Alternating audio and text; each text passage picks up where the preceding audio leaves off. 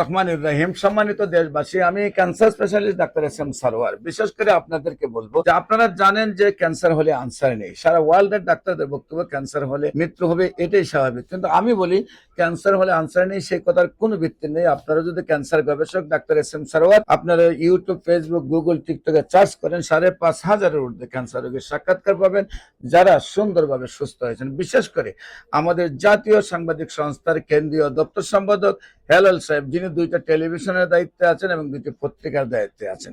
ওনাকে পিজি হসপিটালে থাইরয়েড ক্যান্সারের অপারেশন করা হয়, কানের এক লতি থেকে অন্য লতি পর্যন্ত। কিন্তু তার চিকিৎসায় যখন সুস্থ হয় নাই, বিশেষ করে আবার মুখ জবান বন্ধ হয়ে যায়, গলা ফুলে যায়, মুখ বাঁকা হয়ে যায়, খাওয়া দাওয়া চলে না। এই অবস্থায় আল্লাহর অশেষ রহমতে আমি চিকিৎসা শুরু করি এবং সেই জাতীয় সাংবাদিক সংস্থার কেন্দ্রীয় দপ্তর সম্পাদক হেলাল সাহেব আল্লাহর অশেষ রহমতে আজকে প্রায় 10 বছর ধরে সুন্দরভাবে স্থায়ীভাবে সুস্থ রয়েছেন।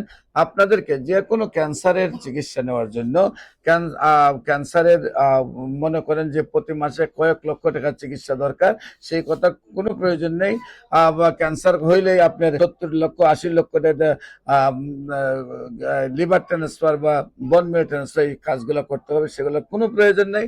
আল্লাহর অশেষ রহমতে গণস্বাস্থ্য হোমিও চিকিৎসায় সুন্দরভাবে সুস্থ হয়।